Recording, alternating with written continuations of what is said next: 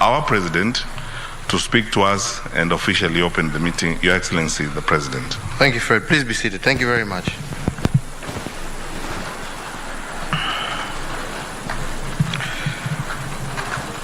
Honorable Attorney Generals present and Directors of Public Prosecution, all partners, distinguished guests, ladies and gentlemen, good afternoon. Let me begin by saying how happy I am to join you today at this fourth edition of the Regional Conference of African and Indian Ocean Prosecutors, alongside your extraordinary General Meeting of the East African Association of Prosecutors. Let me join my colleagues in welcoming you warmly to this beautiful city of Mombasa. And indeed, it is my hope that you will also take time to experience the ambience, comfort, tranquility, and the warmth of the people of this great city while you are here.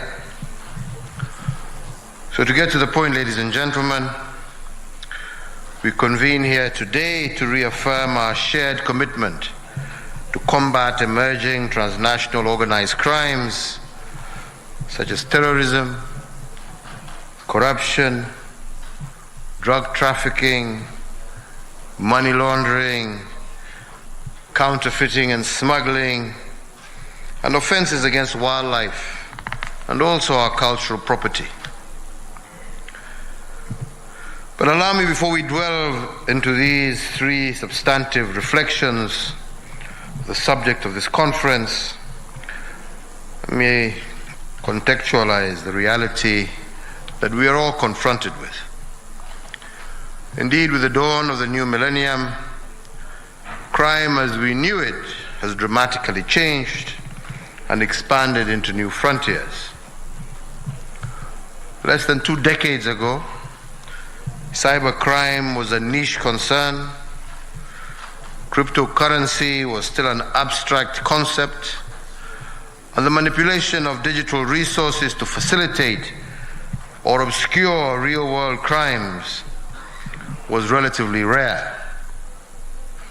Today, 2022, criminals and their networks are utilizing advances in our technology and our increased interconnectivity to advance their agenda.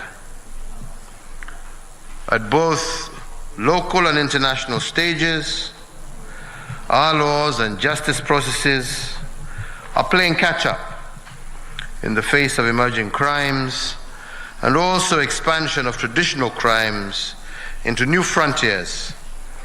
And I believe that this is a realization that informs this conference that you hold here today. These shifts are a result of globalization and technology, and we have all felt the ripple effects of change, and that is why the theme, I believe, of this fourth edition is most apt and timely. I'm informed that the objective of this week's conference was to review effective mechanisms for responding to emerging crimes and transnational organized crimes across the African continent. Premised on a framework of shared learning, the theme invites all of us to reflect on the need for innovation in our strategies, interventions, as well as our respective operations. But more importantly, the theme also demands of us to rededicate ourselves to our global commitments to combat transnational organized crime, and to do so collectively in a collaborative manner, but to also do so innovatively and in a manner that nonetheless always upholds our fundamental values. And so the key question we should ask ourselves is why nations should invest their efforts and resources in this endeavor.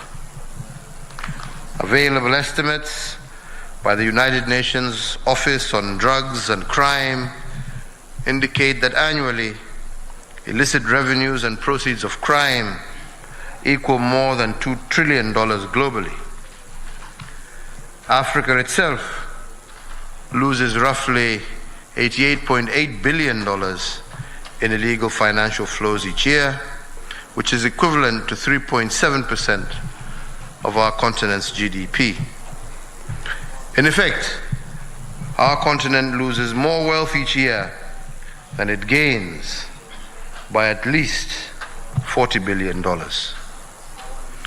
This empirical evidence demonstrates clearly why the war against corruption and indeed transnational organized crime is a worthy investment for our governments.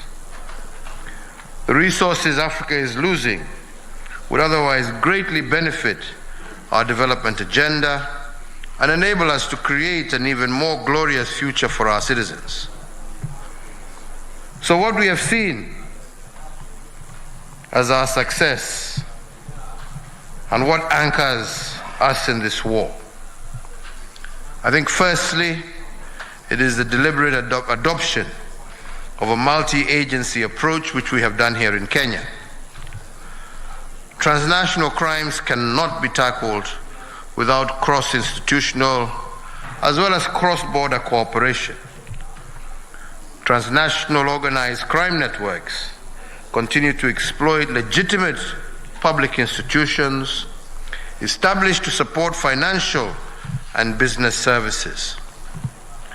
Preventing and containing transnational organized crime therefore demands a concentrated cooperative effort by all actors in the prevention, investigation, prosecution, and asset recovery segments of the justice chain. And it is critical that we maintain open dialogue, both formal and informal, and continue working in close partnership.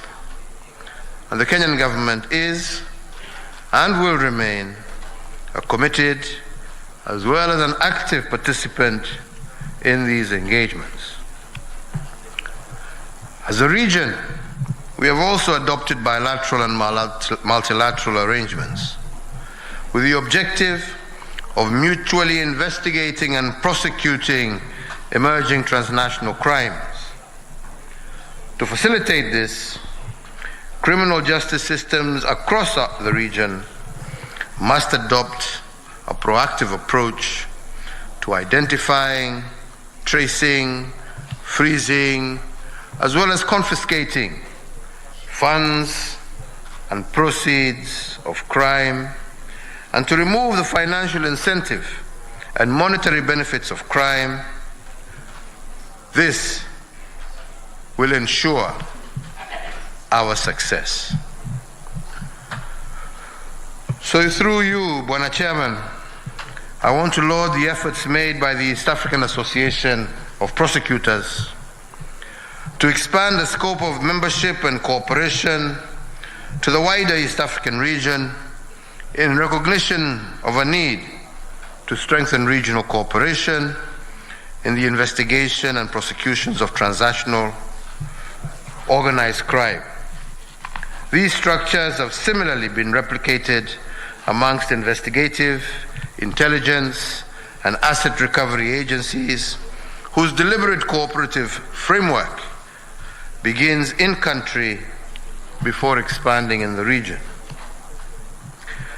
The next point is that we recognize that due to the complex and constantly evolving nature of crime, continuous education and training are ancillary to boosting and bolstering our areas of expertise and knowledge in the identification and prevention of criminal activity. Our ability to deliver justice is not evolving, unfortunately, as quickly as the criminal's capacity to evade justice, and this we have seen.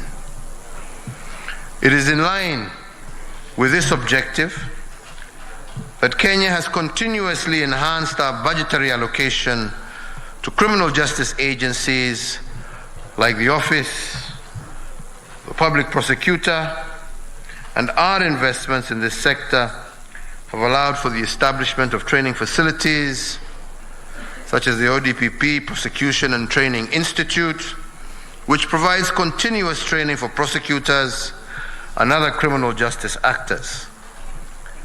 The Institute also serves as an institution for legal development and resource building, and a key element for the reform and improvement of our prosecutorial practices within the East African region and also Africa at large. A further effective strategy has involved the use of institutional as well as legislative reform actions to transform the criminal justice sector. This includes strengthening of consultative platforms such as the National Council on the Administration of Justice, whose core purpose is to ensure a coordinated, efficient, and effective approach in the administration of justice. In addition, governance reforms targeted at key public sector institutions have also been identified as a critical multiplier. Countries with weak governance systems have experienced increased incidences of corrupt officials turning a blind eye to transnational organized crime activity. Kenya has thus identified corruption as a critical national security threat and required is continuous monitoring and reporting as part of the national security architecture. Additional considerations that are significant in our endeavors include cooperation in the area of border security and the deliberate effort to enhance public awareness on transnational crime as a national security threat in order for us to be able to enlist our citizens' participation. Ladies and gentlemen, these efforts would be greatly enhanced if implemented through joint regional platforms. Noting the evolving nature of transnational crime, a regional approach to planning, budgeting, and execution of jointly agreed measures would significantly improve the efficiency of our response actions. We need to continuously interrogate our laws to ensure that they are fit for purpose and capable of cross-country implementation. And I'm glad that this conference has provided an avenue to discuss these matters and to ensure that criminals do not use our borders as a shield against justice and accountability. Within our own East African community, harmonization of laws relating to illicit financial flows have thus far facilitated the surrender of seized gold here in Kenya back to Tanzania, to mention but just one example. Such measures will enhance the East African region's strategy for combating money laundering, countering terrorism financing, and countering the proliferation of cross-border crimes. Our cooperation and collaboration with each other should lead to increased mutual legal assistance and extradition requests, as well as enhanced formal and informal channels of communication for efficient and effective investigation and prosecution of transnational organized crimes. Additionally, sharing of information and intelligence among law enforcement agencies should also be strengthened through the establishment of a regional database. So, ladies and gentlemen, as I conclude, I want to once again thank the Office of the Director of Public Prosecutions. I want to thank the Indian Ocean Prosecutors, the East African Association of Prosecutors, for graciously hosting this conference. May this assembly be one that leads all of us to build a long-term strategy for dismantling criminal enterprise and create a platform for a crime-free future. And I conclude by saying, ladies and gentlemen, that any system is as good as the people who run it. And as we look at ourselves, we must also look at ourselves from a point of integrity.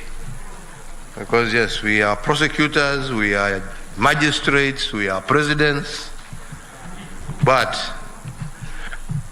do we do as we say, or do we say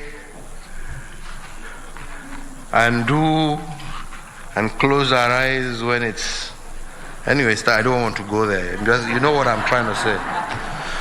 We can only be as good as we are. So mine is to pray that we become people of integrity. Because without integrity, you cannot uphold a criminal justice system.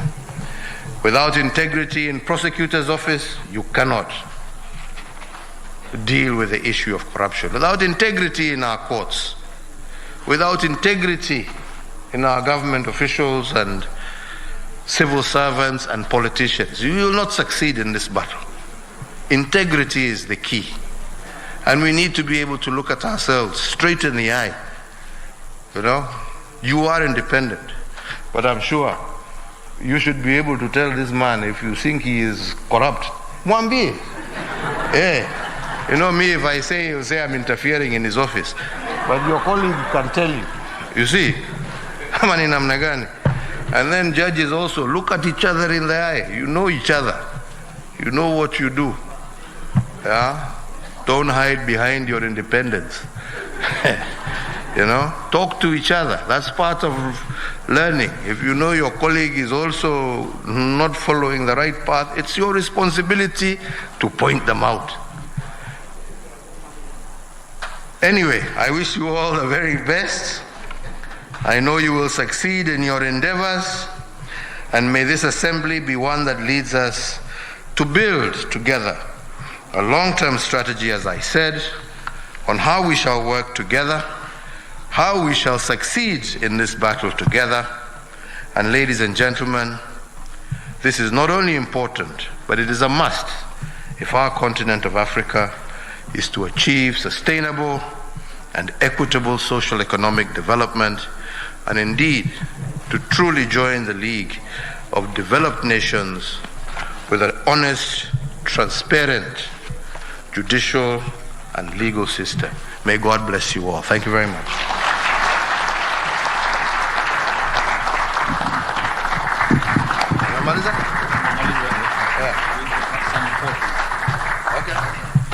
I think, Your Excellency, with your permission, we'll have some photos outside. And I'll ask you to orderly go outside on the left and assemble the photos.